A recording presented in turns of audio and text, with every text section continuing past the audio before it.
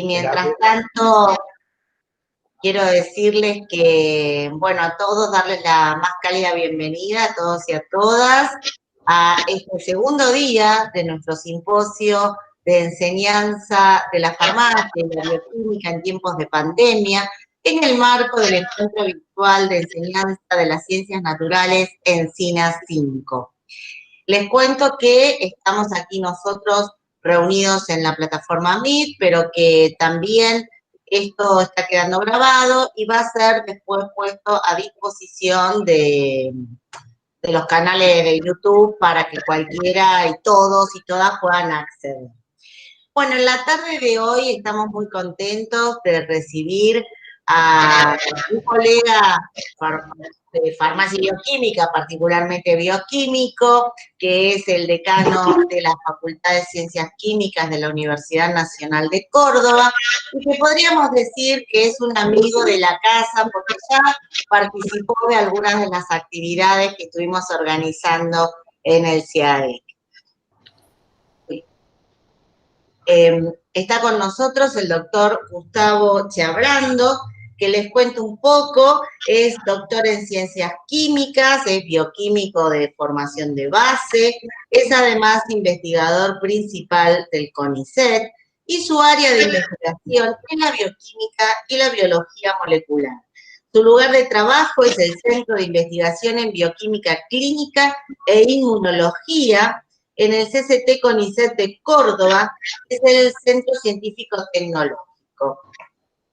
Bueno, y además, como les contaba, el decano, entonces, además de ser bioquímico y de tener su experiencia como profesor en el Departamento de Bioquímica Clínica, compartió responsabilidades y preocupaciones, tanto como profesor como autoridad.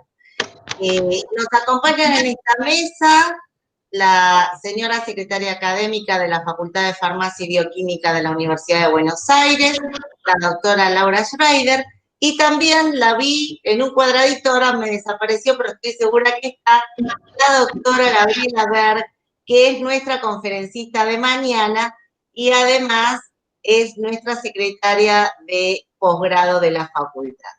Como en este simposio está presidido precisamente por la doctora Laura Schreider, le vamos a dar la palabra a ella para que nos dé la bienvenida a esta actividad. Laura. Muchas gracias, Gabriela, Ignacio. Bueno, como ayer, les vuelvo a agradecer como ayer y ya felicitar, pues ya transcurrió la primera jornada y media, diría, porque esta mañana también tuvimos un encuentro donde disertaron la decana de la facultad, la secretaria de Asuntos Académicos, participó el profesor, que representante de la cátedra UNESCO, Daniel si me ayudas, Maciat, eso, ¿no? Perfecto. Así que fue muy interesante y ustedes han seguido y yo tuve otros compromisos y no pude, así que estoy acá sentada para escuchar al doctor Chiabrando, al que ya hemos tenido el placer de escucharlo en otro de los simposios que el CIAE organizó a lo largo de todo el año relacionado con la enseñanza de la pandemia, donde nos encontrábamos, escuchábamos a expertos, no solo del país, sino internacionales, y bueno, hubo muchos encuentros, pero yo creo que dado el momento del año, como dije ayer, ¿no?, por los que quizás no me escucharon, nos permite hacer como un cierre y una autoevaluación de todo lo que fue la enseñanza, que fue una cosa tan sorpresiva que tuvimos que resolver y que creo que fue satisfactoria y que a pesar de no estar programado, han surgido ideas y herramientas que seguramente tendrán proyección en la post-pandemia, y esto es lo que estamos ansiosos de escuchar al doctor Chiabrando ahora. Así que bueno, felicitaciones a los organizadores y mañana escucharemos a la doctora Berg en lo que respecta a bioquímica clínica. Ayer escuchamos al doctor Machuca en farmacia y sé que esto también forma parte del consorcio que vos dirigís, Gabriela, ¿no? De todos los grupos dedicados a la enseñanza de las ciencias. Así que bueno, podemos seguir. Muchas gracias, Laura. La verdad que nos da mucha alegría tener esta actividad al cierre del ciclo lectivo de un año que fue complicado, pero que, como bien decís, creemos que nos dejó muchas cosas, muchos aprendizajes y muchas cosas para seguir reflexionando. Y aprovecho también para contarles a todos que después de las charlas volvemos a tener la sesión de discusión de trabajos. El simposio de farmacia y bioquímica es el más numeroso de este encuentro. El Encina 5, que ya tiene alrededor de 700 inscriptos, más de 200 fueron específicamente para el simposio de farmacia y bioquímica. Y ustedes saben que en el Encina hay 3 simposios: el de farmacia y bioquímica, el de ingeniería y el de enseñanza y popularización de la astronomía. Y farmacia y bioquímica les ganamos a todos, me gusta decirlo en cada encuentro que tenemos de nuestra actividad, porque eso quiere decir que los docentes de nuestras carreras siempre son personas muy comprometidas con la problemática de la enseñanza y el aprendizaje, siempre están tratando de encontrar alternativas y de buscar aquello que los pueda ayudar a desempeñar su labor como docentes. Así que sin más, estoy muy contenta de darle la bienvenida a Gustavo. Muchas gracias, doctor Chiabrando, por regalarnos otra vez más estos minutos de su valioso tiempo. La idea es que ahora vamos a escucharlo y después de su presentación, que más o menos serán alrededor de 30 minutos, esperamos poder aprovecharlo y hacerle un montón de preguntas entre todos. Adelante, Gustavo, gracias. Muchas gracias, Gaby, muchas gracias, Laura, por la introducción y voy a tratar de compartir antes de empezar a hablar, porque eso generalmente lleva algún problema técnico, así que voy a compartir la presentación. Primero. Sí, no hay problema. Esperemos que salga todo bien. Sí. No sé a esta altura ya aprendimos a lidiar con estos avatares. ¿Se ve ahí la presentación? No. Ah, bueno, empezamos bien entonces. Debe ser que no terminé de compartir.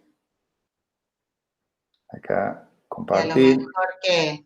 Ahora me gustó, porque apareció el cartelito. Ah, bueno, sí, ahora está apareciendo. Perfecto, faltaría solamente el modo presentación. Ahí estamos. Y ahí quedó espectacular.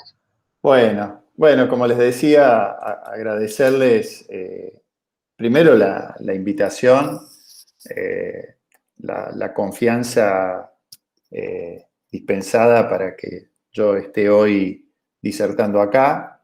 Primero aclararles que no soy un especialista en educación, o sea, decir, pero sí me gustaría y siempre trato que en las disertaciones dejar abierto un punto de debate, o sea, decir, acá hay preguntas y cuestiones que yo formulo que tampoco tengo respuestas, o sea, decir, pero sí creo mucho en la discusión de ideas, en los debates y en la necesidad de producir transformaciones. Yo creo que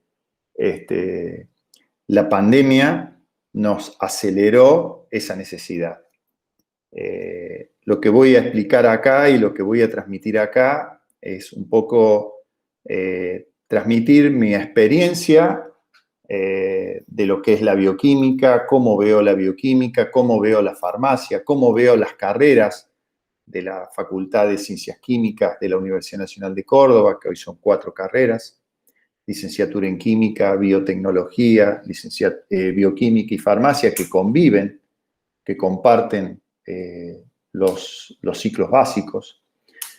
Y después de tantos años de docencia también, y después como rol, como decano, que ya tenía que estar 6 años y voy por los 7 por culpa de la pandemia,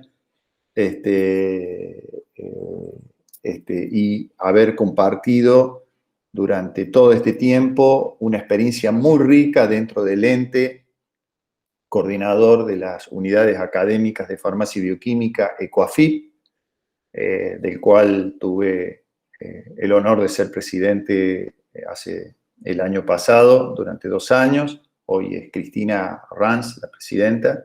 Comparto todavía el comité ejecutivo de ECOAFIP.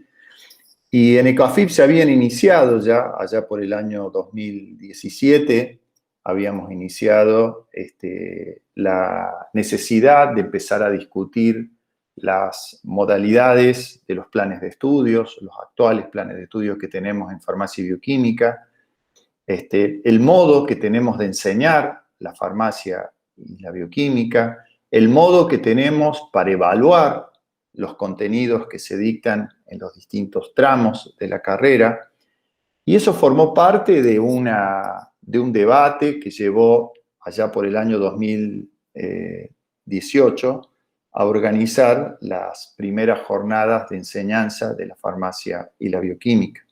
Y ahora estamos trabajando para las segundas jornadas como ECOAFIP, porque necesitamos debatir el aspecto de la enseñanza de la farmacia y la bioquímica. Y en el medio nos toma, en el año 2019, una modificación, una necesidad de modificar todos los anexos de la resolución ministerial que acredita las carreras de farmacia y bioquímica. Se modifican, de los 5 anexos, se modifican 4, se modifican los contenidos mínimos, se modifican la carga horaria, se modifican la intensidad de práctica, los estándares de funcionamiento, a lo cual se suma también la modificación que había ocurrido un año anterior, en el año 2018, de las actividades reservadas para farmacia y bioquímica.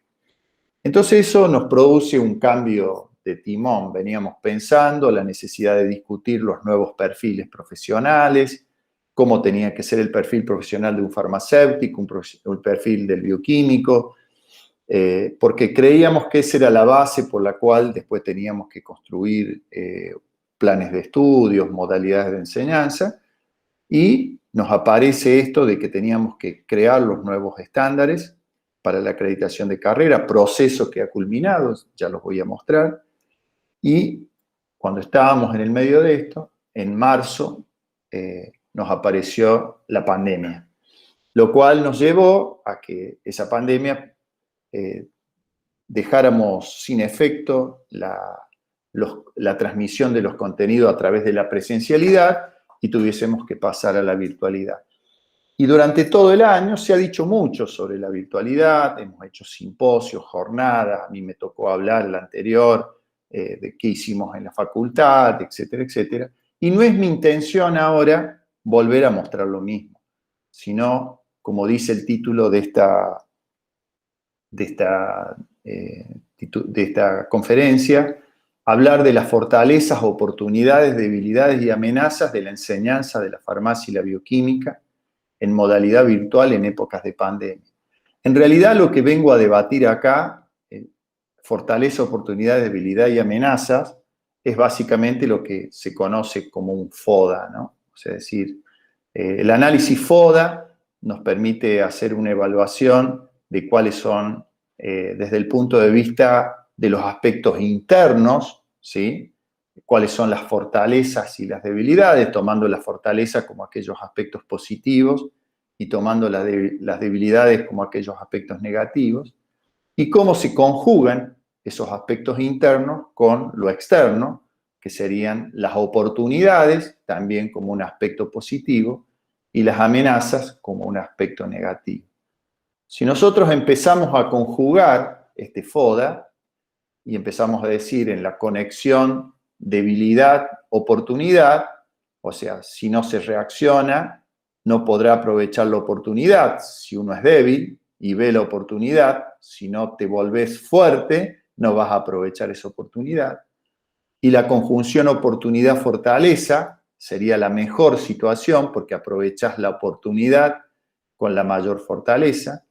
Y si tomamos la amenaza con debilidad, es una situación muy complicada porque debemos transformar esa debilidad en fortaleza. Y si tomamos la conjunción de la amenaza con la fortaleza. Utilizando su fortaleza se podrá uno defender de la amenaza. Y esto fue un tema muy interesante allá por el año 2014, cuando yo asumí como decano de la facultad. Lo primero que trabajamos fue elaborar un plan estratégico como facultad, y ahí saltaron, junto con otros análisis de oportunidades productivas, sociales, económicas, etcétera, hicimos un análisis FODA, y yo voy a presentar algunos ítems de ese análisis FODA, donde básicamente me quiero centrar en la necesidad que tenemos de reformular no solo la modalidad de enseñanza de la farmacia y la bioquímica, sino tenemos que reformular y repensar un nuevo plan de estudio para farmacia y bioquímica.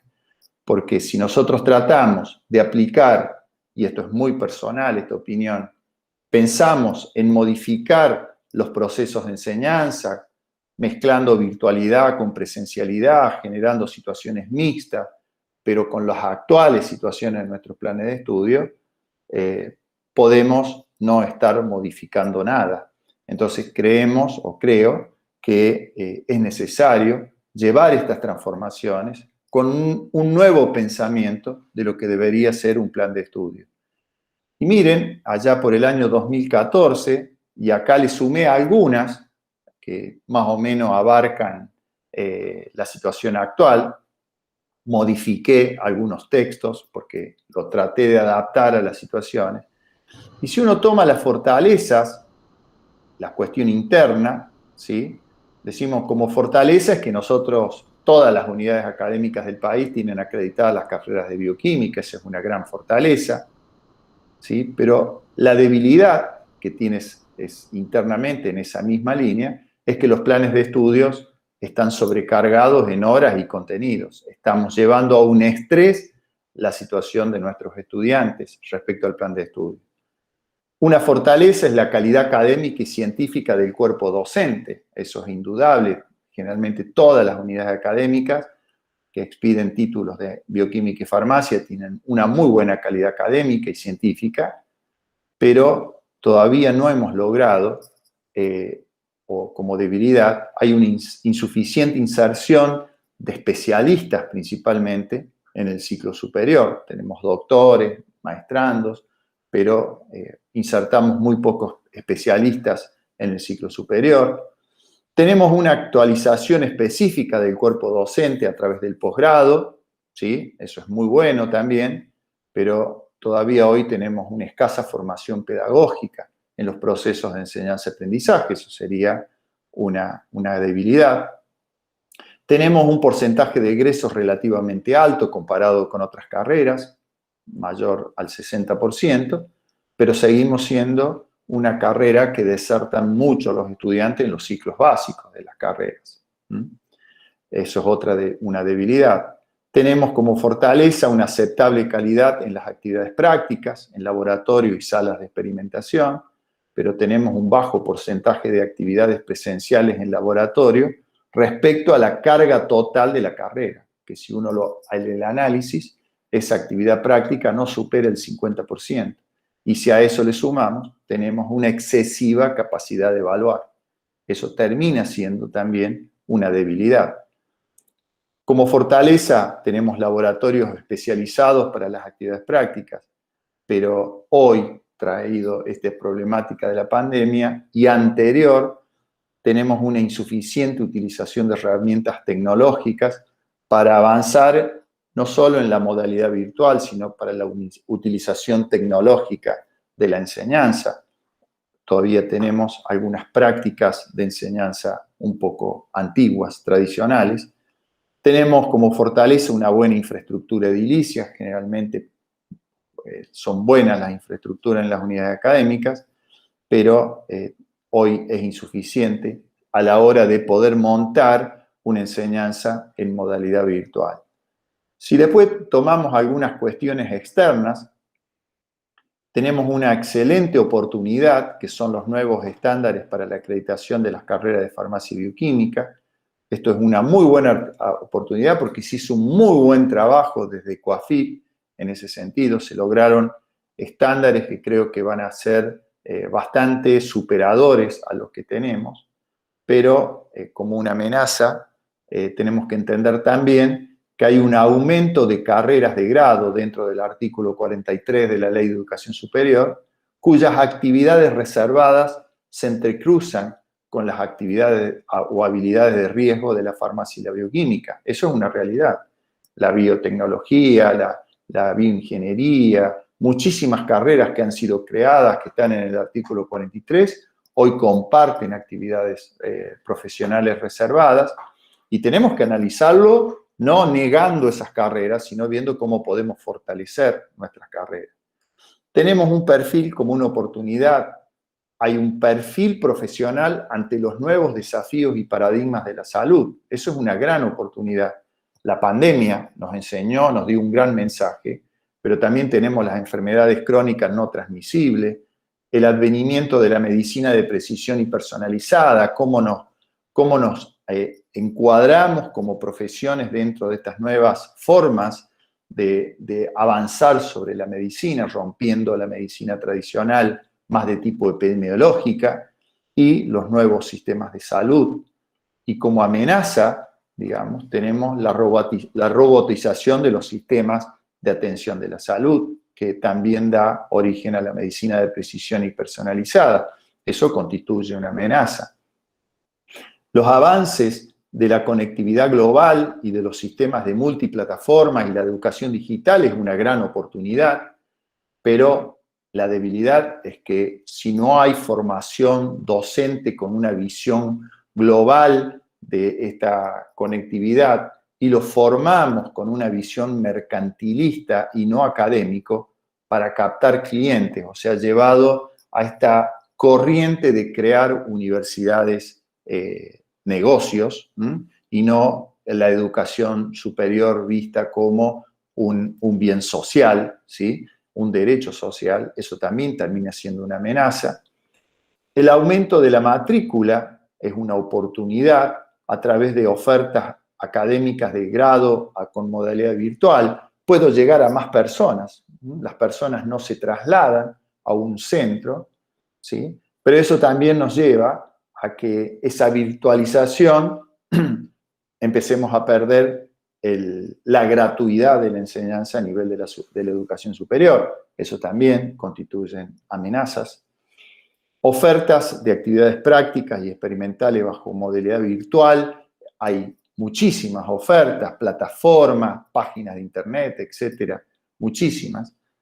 Pero la amenaza es la pérdida de la presencialidad en carreras que son experimentalistas, o sea, como la farmacia y la bioquímica. Por lo tanto, eso también puede constituir una amenaza.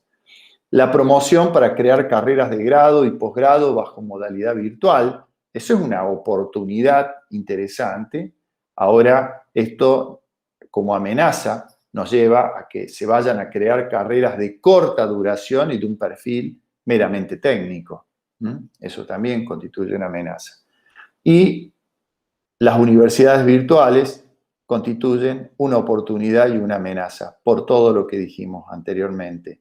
Una oportunidad porque puede abarcar un espectro más grande de aspirantes, pero también si se nos corre la vara y perdemos el sentido de la educación superior, como dije recién, como un bien social, terminar mercantilizando la educación, y eso constituye los riesgos y las amenazas de las universidades virtuales. Bajo estos aspectos internos y externos de fortalezas, debilidades, oportunidades, amenazas, tenemos la posibilidad de reaccionar para transformar una debilidad en oportunidad. La primera sería, y me gustaría ponerlo en consideración, que es transformar las actuales resoluciones ministeriales, la 565 y la 566, que acreditan las carreras de farmacia y bioquímico y de farmacia a los nuevos estándares de acreditación, que están ahora ya aprobadas por el Consejo Ejecutivo del SIN a través de la resolución 1544 y 1545 del 2020 para bioquímica y farmacia, que seguramente van a ser resolución ministerial el año que viene. Por ejemplo, la debilidad que sería de esta transformación es que la actual sistema de acreditación, el anexo 1 que habla de los contenidos mínimos, están estructurados en ciclos, básico, intermedio y superior, respaldan los alcances más que las actividades profesionales reservadas, es un punto que podemos discutir más adelante, representan todos los contenidos de la carrera y no queda margen para actividades formativas basadas en las propias fortalezas de las unidades académicas. Por eso hacemos un plan de estudio, tenemos un plan de estudio de tantas horas y de tanto estrés. En cambio, los nuevos anexos están respaldados los contenidos mínimos más en las actividades profesionales reservadas. Está organizado en áreas y no en ciclos, en áreas de formación básica, biomédica y profesional farmacéutica en caso de farmacia, básica, preprofesional y profesional en el caso de bioquímica. Las áreas, a diferencia de los ciclos, no deben considerarse de manera prescriptiva para la estructura de cada plan de estudio, o sea, no necesariamente tiene que ser básico, intermedio, profesional, pueden estar de manera transversal las distintas áreas y generar permite generar espacios curriculares para acceder a la fortaleza de las unidades académicas. O sea, hay una gran diferencia entre esto. El anexo 2, que es otro de los aspectos que refiere a la carga horaria, el actual tiene 3.700 horas para ambas carreras, pero generalmente las unidades académicas terminan acreditando más de 4.000 horas, tanto en farmacia y bioquímica. En cambio, el anexo 2 de la nueva propuesta, de la nueva estándares, en caso de farmacia son 2.800 horas más 300 horas de distribución a criterio de la unidad académica. En bioquímica son 3.100 más 300 horas de distribución a criterio de la unidad académica. Se acreditan solo estas horas, o sea, 3.100 y 3.400 para farmacia y bioquímica, y luego se pueden generar otras actividades de enseñanza no acreditables para reforzar el perfil profesional y alcances a criterio de cada unidad académica, lo cual estamos hablando de más de 500 horas si quisiésemos mantener las 4.000 horas de un plan de estudio. El anexo 3, que habla de la intensidad práctica, no define modalidades de formación práctica. La intensidad de la formación práctica es inferior al 50%, como decía recién. En cambio, en los nuevos estándares, define modalidades de formación práctica, prácticas de ejercitación, experimentación e integrales, define el porcentaje de intensidad práctica de cada área, garantiza el incremento de esta actividad respecto a la carga total del plan de estudio. Esto es un gran avance también porque acá puede jugar gran parte los aspectos de la enseñanza por modalidad virtual y modalidad presencial. Esto a modo para que tengamos en cuenta lo que hablábamos, que entender y atender una de las posibles amenazas, como le dije, están referidos con las actividades reservadas de las profesiones que están en el artículo, las titulaciones que están en el artículo 43, las actividades reservadas forman parte o un subconjunto de los alcances de una titulación y estas actividades reservadas pueden, en sus habilidades, pueden estar en habilidades de riesgo, pueden estar compartidas con otras carreras. Entonces, hay que tener muy en claro en este círculo rojo cómo garantizamos el cumplimiento adecuado de este círculo rojo y cómo compatibilizamos con el resto de los alcances. El nuevo formato de acreditación que ha sido aprobado por el SIN, como les dije, habla básicamente de estos 4 anexos, el anexo 1, contenidos mínimos, carga horaria, anexo 2, anexo 3, intensidad de formación práctica, anexo 4, estándares de funcionamiento de la carrera, están básicamente dirigidos a responder el anexo 5 de estas propias resoluciones, que son las actividades profesionales reservadas. El plan de estudio tiene que responder a estas actividades reservadas, Pero también el plan de estudio que pensemos y que vayamos a trabajar y que proponemos y que debemos trabajar para mejorar, también tiene que responder al perfil académico profesional. Fíjense, la acreditación de las carreras está marcada por una ley, la Ley de Educación Superior en su artículo 43.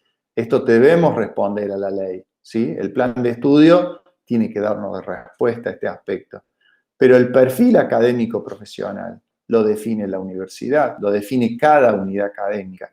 Por lo tanto, en esas diferencias de carga horaria y de contenidos mismos, está en cómo definimos estos perfiles de académicos para saber qué plan de estudios tenemos que generar y ahí empezar a discutir las modalidades de enseñanza. Me parece que ese tiene que ser el camino y el gran debate que nos tenemos que plantear de ahora en más. ¿Por qué es necesario definir un nuevo perfil académico profesional? Y permítanme, los próximos slides lo tomo de la reunión plenaria de COAFIP, allá de Mar del Plata, del 2019. Agradecimiento a Federico Giraudo, que es el decano de la Facultad de Ciencias Químicas de la Universidad Católica, quien hizo una brillante presentación en esa reunión plenaria sobre lo que significan perfiles académicos profesionales. Y bueno, esto es una definición que proviene de la misión, principios e elementos de la educación farmacéutica en la región de las Américas por OPS y OMS, que es motivo de las conferencias de educación farmacéutica que vamos a tener el gusto el año que viene, post pandemia mediante, podamos estar en la Catarata del Iguazú allá por septiembre para presentar creo que la número 12, la conferencia de la educación farmacéutica. Pero fíjense qué interesante, dice, la educación universitaria proporcionará a los estudiantes las competencias. ¿Y cómo define esas competencias? Conocimientos, destrezas, actitudes y valores necesarias para servir a la sociedad como ciudadanos y como profesionales expertos, promoviendo su rol social y la integración con otros profesionales de la salud en un enfoque interprofesional. O sea, salimos de esa cajita, o sea, hablamos ya de que tenemos que no solo darles conocimientos específicos, sino que tenemos que comprometerlos como un ciudadano que trabaja para la sociedad, un profesional que se entremezcla con la sociedad, tiene compromiso social y tiene que integrarse con otros enfoques interprofesionales. El perfil académico profesional, y vuelvo a hacer cita a lo presentado por Federico, habla de una construcción colectiva, tiene que ser Estado, universidad, entidades profesionales, tenemos que participar todos en la creación de estos perfiles. Debe incluir el saber conocer, el saber hacer y el saber ser. En la nueva concepción educativa para nuestras disciplinas se plantea en términos de competencias, como dijimos recién, conocimiento, destreza, actitudes y valores. Y a nivel universitario, 3 saberes son fundamentales: el saber conceptual, el saber procedimental y el saber actitudinal. En función de eso, tenemos que definir qué es el saber conceptual, entenderse como la información o los hechos adquiridos por una persona a través de la experiencia o la educación, la comprensión teórica o práctica de un asunto referente a la realidad, que ahí estarían todos los contenidos en las distintas áreas que tiene que saber, por ejemplo, un farmacéutico o un bioquímico, pero esto tiene que estar complementado con un saber procedimental, que es la habilidad o la capacidad que tiene una persona para hacer una tarea correctamente y con facilidad, y ahí tenemos que trabajar en la comunicación oral y escrita en lengua propia, manejo de paquetes informáticos, manejo del inglés, comunicación asertiva y empática, liderazgo, etcétera, etcétera. Tenemos muchos ítems en este punto, pero todo eso tiene que estar definido en ese perfil.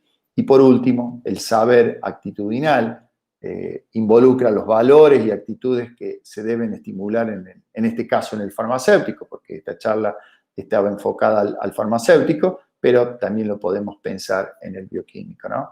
Y su relación con la sociedad, en donde el profesional está inmerso y con las características específicas de la disciplina.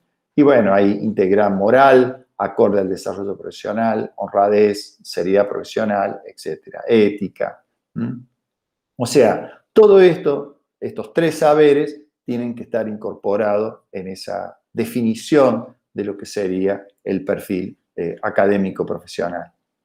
Y bueno, y en base a esto, ¿cómo podemos pensar en un nuevo plan de estudio? Sin lugar a dudas, basados en el perfil académico profesional del bioquímico y del farmacéutico, pero ¿cómo lo hacemos? Y abriendo un amplio debate que exceda el cuerpo docente de la propia universidad. Tenemos que invitar a graduados, tenemos que invitar a estudiantes, sociedades científicas, colegios profesionales, entidades gremiales. Eso tiene que ser un proceso que se tiene que dar en las distintas unidades académicas. Analizar los contenidos necesarios desde el área profesional hacia las otras áreas, digamos. Evitar un error que siempre cometemos. Nos condicionamos por el ciclo básico de las carreras. Ahora estamos hablando de áreas de formación básica.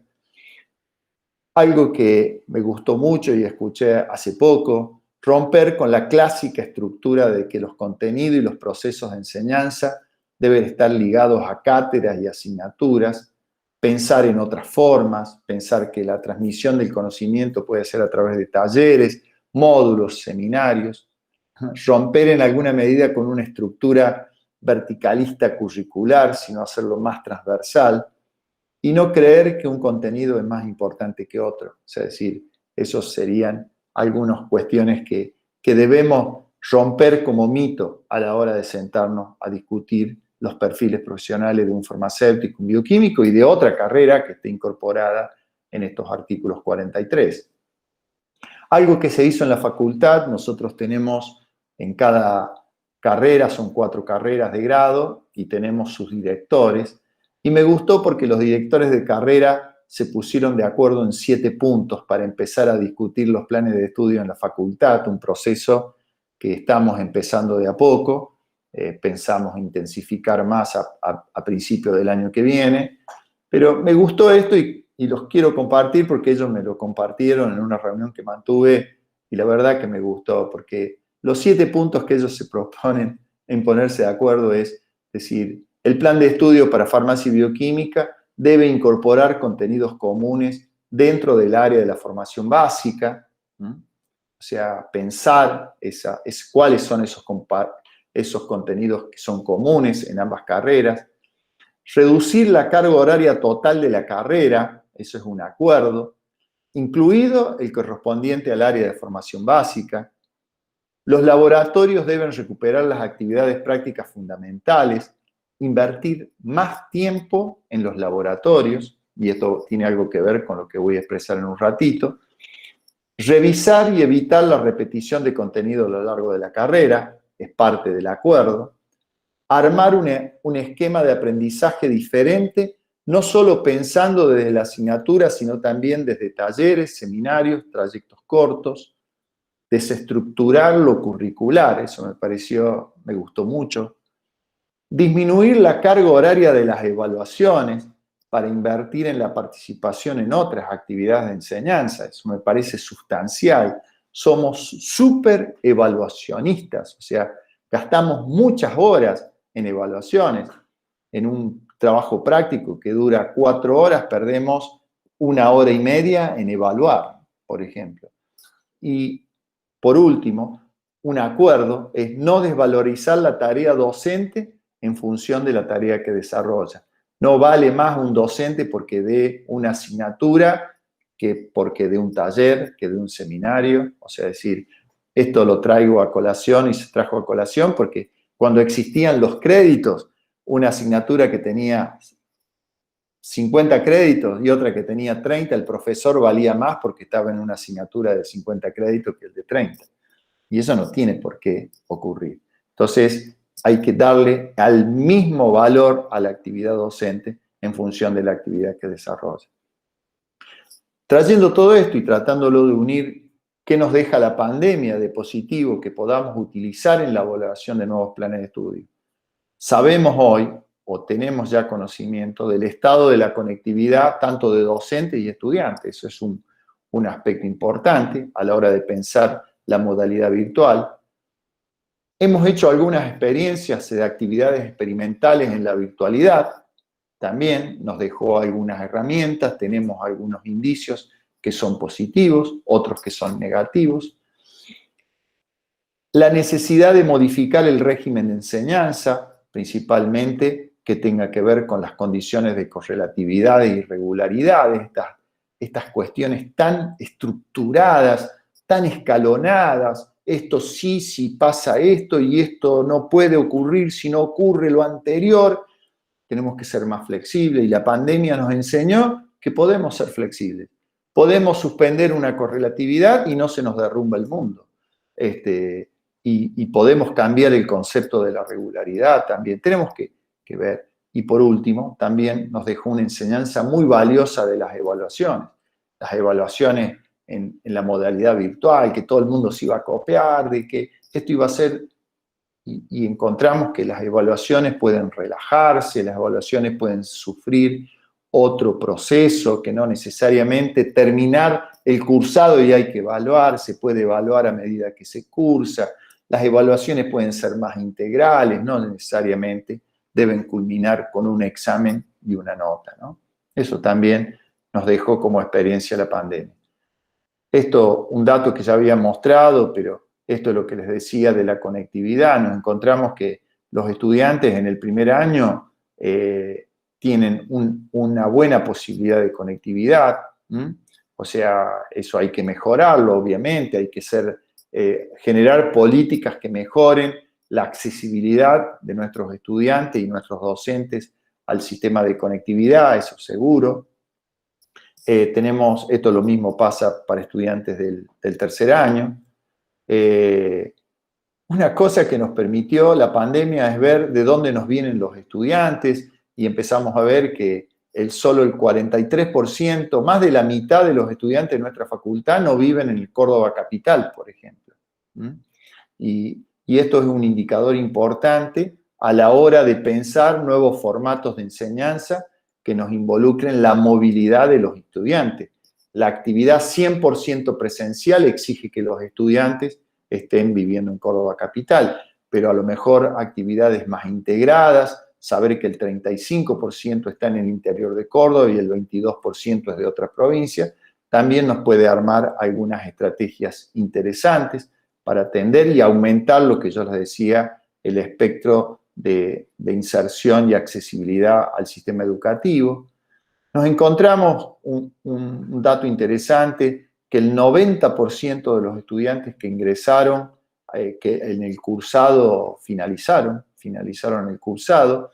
Este porcentaje fue más alto que en la presencialidad. Un dato importante a tener en cuenta, un dato que no presento acá, pero por ejemplo los estudiantes con problemas de accesibilidad porque trabajan, pudieron casi el 100% terminar su cursado, a diferencia de cuando hacía la presencialidad, que ese porcentaje a veces llegaba al 50%. A los golpes, pero fuimos mejorando en el uso de el manejo de las plataformas y la generación de contenidos virtuales. Empezamos con un 70 y pico % del porcentaje de estudiantes que veían como regular o malo la forma que se transmitían los contenidos y terminamos un semestre con un 81% de opinión que mejoró la forma en que eso es la fortaleza de nuestro cuerpo docente. Generamos guías del estudiante, guías del docente, que nos permitieron también armar homogeneizar la utilización de las herramientas. Utilizamos las tecnologías educativas que nos permitía el sistema, las plataformas, de esto no me voy a detener porque ya hay muchísimas cosas dichas al respecto. Y llegamos a los sistemas de evaluación, donde no se nos produjo grandes corrimientos respecto a la presencialidad, respecto a la cantidad de aprobados y desaprobados. O sea, eso nos mantuvo un porcentaje relativamente parecido a la presencialidad. Obviamente que acá tampoco estamos terminando de definir si la transmisión de los contenidos fue suficiente o no, pero eso será materia de otra evaluación. Pudimos adquirir otras herramientas, salas de grabación, creamos salas de grabación con soportes técnicos de edición, hemos grabado actividades de laboratorio para que haya trabajos experimentales a través de videos cortos, videos que no duran más de 15 minutos, son propios, hemos generado más de 50 horas de videos propios con edición propia. Ahora estamos tratando de desarrollar aulas prácticas con conectividad en streaming para permitir que estudiantes que no puedan acceder a la actividad práctica puedan seguir esa actividad práctica desde su casa. O sea, la presencialidad puede ser en alguna medida relativizada en función de que el estudiante pueda también o no tener acceso a ese tipo de actividad. Tenemos que atender que en una encuesta a los docentes, el principal inconveniente que presentaron los docentes fue la dificultad en cómo transmitir los contenidos a través de la modalidad docente, de la modalidad virtual, y el tiempo que le demanda este tipo. Hay que trabajar mucho en el cuerpo docente, en la parte pedagógica, en la utilización de herramientas, en las multiplataformas, en los diseños. Eso hay que mejorar ese tipo de capacidades. Hay que reforzar la comunicación clara y precisa de las pautas y tiempos de desarrollo, alentar el diseño e implementación de estrategias de enseñanzas asincrónicas. Eso fue una parte muy importante que mantuvo la presencialidad, digamos, o la accesibilidad al sistema, poder mantener un sistema a modalidad virtual y asincrónica. Eso es muy importante. Y bueno, y afianzar espacios y canales donde haya mayor consulta y devolución a los estudiantes. Todo esto hay que trabajarlo.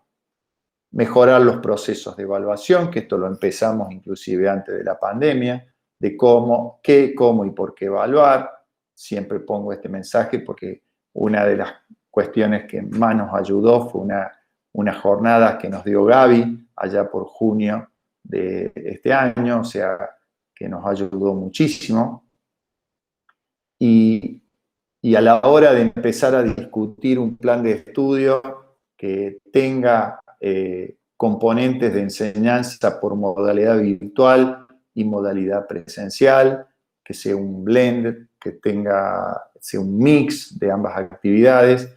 No nos tiene que sorprender que la historia del e-learning viene de muchos años atrás, o sea, es decir, veníamos ya de un par de décadas donde estas herramientas ya se habían comenzado a insertar como educación a distancia, como una oferta académica. Generalmente empezó con características de universidades privadas y después las universidades públicas lo fueron creando. La Universidad Nacional de Córdoba creó las aulas virtuales hace 6, 7 años atrás, o sea, es decir, ya empezaron a generarse estas herramientas de la virtualidad como una forma de generar estas inserciones de modalidades virtuales junto con las presenciales. Y como para ir finalizando, para dejar lugar a las preguntas, me parece que como perspectivas de la modalidad virtual y modalidad presencial en los procesos de enseñanza en las carreras de bioquímica y farmacia, pensando en esto que dije al principio, la necesidad de crear un nuevo plan de estudio, en esta modalidad de enseñanza tenemos que evitar el debate entre modalidad virtual o modalidad presencial. Ese O lo tenemos que debatir con un I, con un nexo de I. O sea, debatir modalidad virtual y modalidad presencial, porque ya esas herramientas están y no las podemos erradicar. Son carreras que son netamente presencialistas, las nuestras, porque son experimentalistas, porque necesitamos que la gente esté en el laboratorio, pero hay actividades que pueden ser realizadas de manera virtual, asincrónicas, y después tenemos algunas otras actividades que pueden conjugar la presencialidad con la virtualidad. Yo siempre digo que tener un estudiante parado, y esto lo compartí con Gaby una vez discutiéndolo, para que esté 3 horas parado en un aula de práctico para ver qué es un HPLC, me parece una pérdida de tiempo en el sistema de enseñanza. En cambio, sí, yo puedo aprovechar que la modalidad presencial se traduzca en que el estudiante pueda manejar un HPLC y estar con el HPLC, no mirarlo como el docente usa el HPLC.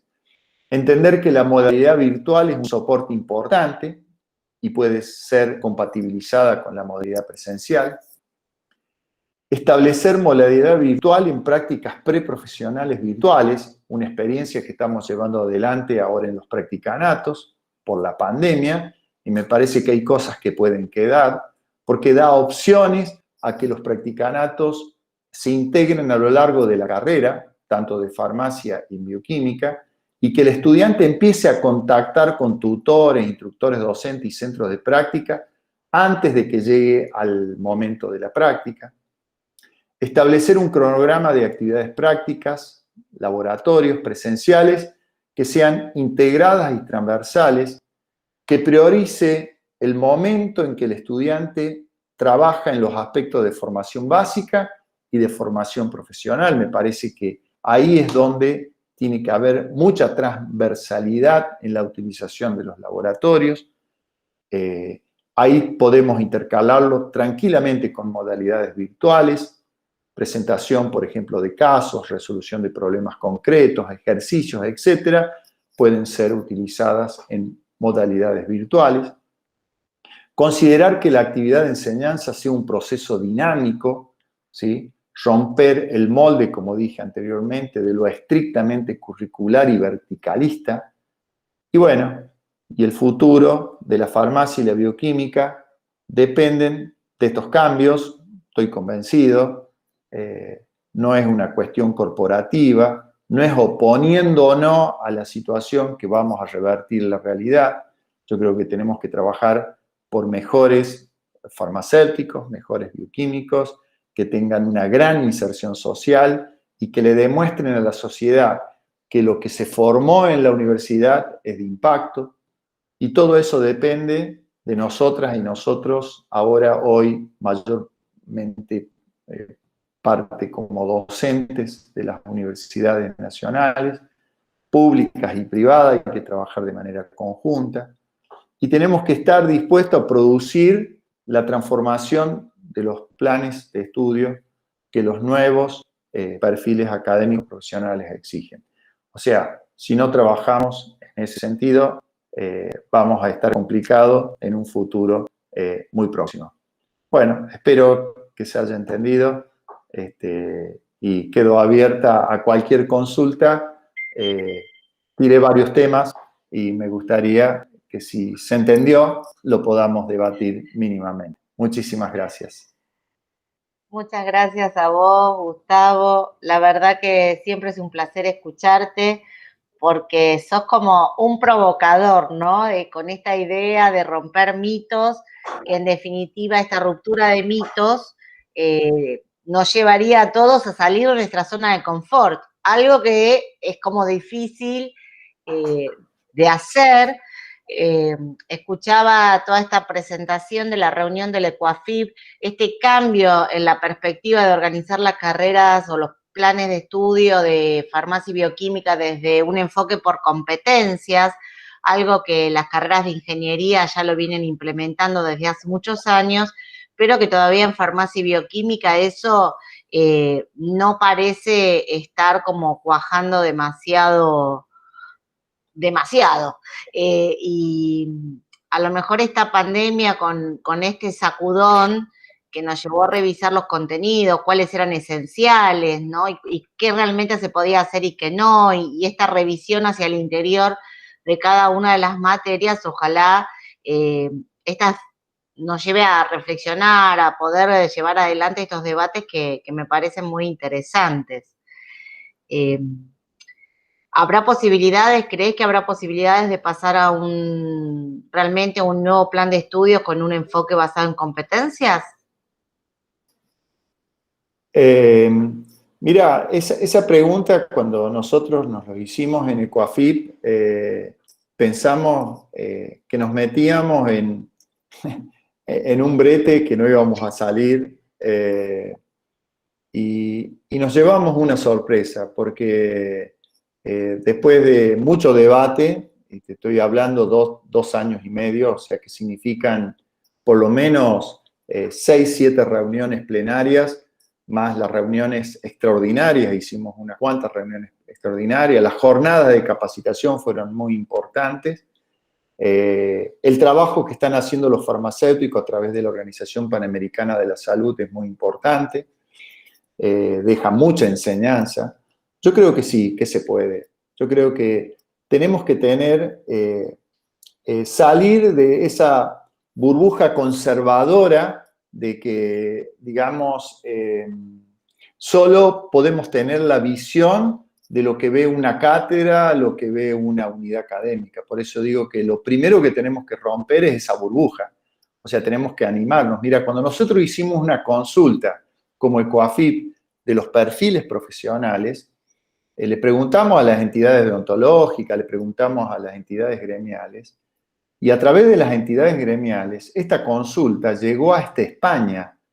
Tuvimos respuesta de bioquímicos y farmacéuticos, de entidades bioquímicas y farmacéuticas, que venían de España, de los países de Latinoamérica, y realmente nos llevamos una gran sorpresa, porque ellos también están solicitando cambios, están necesitando repensar los perfiles profesionales. Y dijimos, la pucha, todos estamos viendo lo mismo, entonces, ¿por qué no damos el paso de producir esa transformación, ¿no?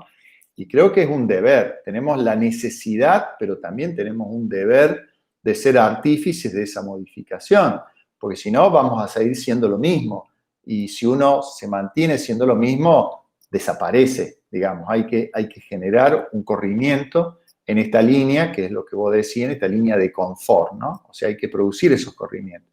Y la pandemia nos enseñó esto, o sea, nos enseñó la necesidad de un bioquímico y un farmacéutico, se puede interconectar con otros profesionales que también tienen responsabilidades diagnóstica, pronóstica, de tratamientos, o sea, es decir, el mundo subsiste de la pandemia por la interrelación profesional. Y ese es un gran ejemplo que tenemos que tomar. Tenemos que animarnos a producir esa transformación. Así es, Gustavo. No sé si hay alguien entre el público, estoy viendo acá, excelente presentación, muy cierto, la gente está de acuerdo con los que hay que revisar la evaluación. No sé si alguien tiene una pregunta, voy a rifar una sola pregunta porque estamos con pregunta o comentario, puede hacer. No sé si alguien quiere. Yo quisiera hacer una pregunta. Sí. Soy la maestra Estela Zavala del Instituto Politécnico Nacional. Felicidades por su trabajo, doctor. Mire, en la década de los 70 hubo un cambio importante en el instituto y en México, y se propuso el sistema de enseñanza modular que contempla, yo creo que el 90% de los elementos que usted marcó. Poco a poco se fue perdiendo este modelo, pero en el año 2000 el Instituto Politécnico lanzó su modelo educativo institucional que nuevamente plantea muchos de estos elementos de los que usted habla. Yo quisiera saber cómo podríamos ser, bueno, y que no se ha cumplido, como bien se dice, se está comentando, ¿no? Yo quisiera saber cómo cerrar esa brecha entre el discurso y la real puesta en práctica en un sistema donde tenemos dispositivos de poder tan fuertes. Bueno, un abrazo a los hermanos y hermanas mexicanas. Gracias. Ahí con la doctora Sierra Amor, que hemos discutido muchas horas en una reunión que mantuvimos sobre bioquímica en Guatemala. O sea, me acuerdo, y ahí ya conocí a Rosa, y me acuerdo, nos pasamos horas hablando de la necesidad de transformar la enseñanza de la bioquímica. Así que a través de usted, un abrazo a todos, a Rosa y a toda la comunidad mexicana. Sí, yo acuerdo, o sea, nosotros lamentablemente en las universidades, principalmente en las universidades en este último tiempo, han albergado un sistema de estructura de la enseñanza muy tradicionalista, ¿no? O sea, es decir, muy enciclopédica,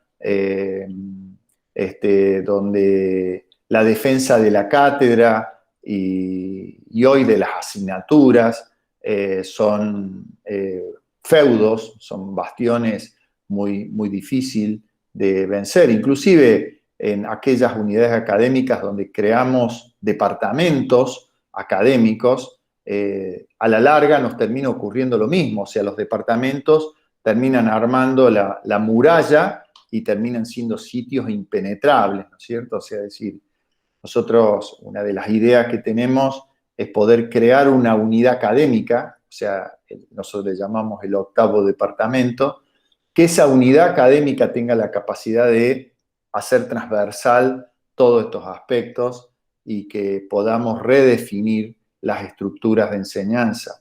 O sea, hay que trabajar mucho con la gente, hay que convencer, porque yo veo en el chat acá, comparto, pero después cuando hay que tomar la decisión y votar, los votos son negativos, porque nadie quiere que me corran del mosaico que estoy. Entonces, y cuando uno dice, nadie te va a correr del mosaico, vos no vas a perder la posición que tenés, no vas a dejar de ser profesor, vas a seguir siendo, vas a crecer, vas a seguir creciendo. Por eso es una de las partes, es decir, valorizar la actividad docente independientemente de la actividad de enseñanza que haga. Es decir, porque cuando se crearon los créditos, me acuerdo uno de los errores de los créditos, o sea, yo soy muy crítico contra los créditos, era eso, o sea, un profesor que era de una asignatura de 50 créditos era mucho más valioso que un profesor de 20 créditos. Es decir, este es mediocre, mandalo a la asignatura de 20 créditos, este es bueno, mandalo a una asignatura de 50 créditos. Entonces, eso hace mucho mal al sistema. Entonces, el sistema tiene que ser mucho más flexible. Hay que permitir que el sistema se vaya evaluando, buscar indicadores de mejora que nos permitan ir progresando, pero esos indicadores no tienen que ser destructivos, tienen que ser constructivos. Entonces, decir, esto está mal, hay que modificarlo, este indicador no es bueno, hay que corregir esta situación y producir las correcciones que hagan necesarias. Pero es vencer la cabeza de los seres humanos que formamos parte de una institución tan antigua como las universidades. Y las universidades siempre dijeron ser los revolucionarios sociales, por lo tanto tenemos que actuar a tal fin. Si no, estamos complicados. Si una universidad se mantiene 50 años... Miren, el plan de estudio de bioquímica y de farmacia data de 1997. ¿Ustedes creen que no ha cambiado la bioquímica y la farmacia? No fuimos capaces de producir cambios en la estructura después de 20 años. O sea, es decir, habla un poco mal de nosotros, ¿no? Menuda tarea tenemos por delante, Gustavo. Bueno, para cerrar y decirnos unas palabras, pasamos ahora a la doctora Laura Schreider. Activa el micrófono que no te escuchamos, Laura. Está muteada. Ahí está. Hay que cerrar. Yo venía en la secuencia de lo que estábamos hablando. Podés tomarlo como un cierre, pero quería decir, bueno, del 2000 para acá, nosotros en la facultad tenemos 2 cambios de plan. Uno que protagonizamos más que nada en la gestión actual. Tenemos muy claro que no a la enseñanza verticalista, la informativa con una dosis justa, porque no podemos prescindir de la enseñanza informativa, pero acrecentar la enseñanza formativa que haga modificar las ideas y pensamientos del alumno, y la transformativa que produzca acciones, ¿no? Pero nosotros, quiero reconocer algo, es decir, nosotros hicimos como una evaluación. Soy muy fanática de los indicadores y nosotros teníamos un problema de de desgranamiento que reconozco que es mundial, que es internacional, que pasa mucho hasta en el posgrado, cuando hacen la carrera de especialista, está Gabriela Ver, lo puede decir también, y no terminan el trabajo final integrador o la tesina. Y en el grado, donde a veces desconocemos si los alumnos van lentamente o si dejaron o abandonaron o vuelven después a pedir sus readmisiones.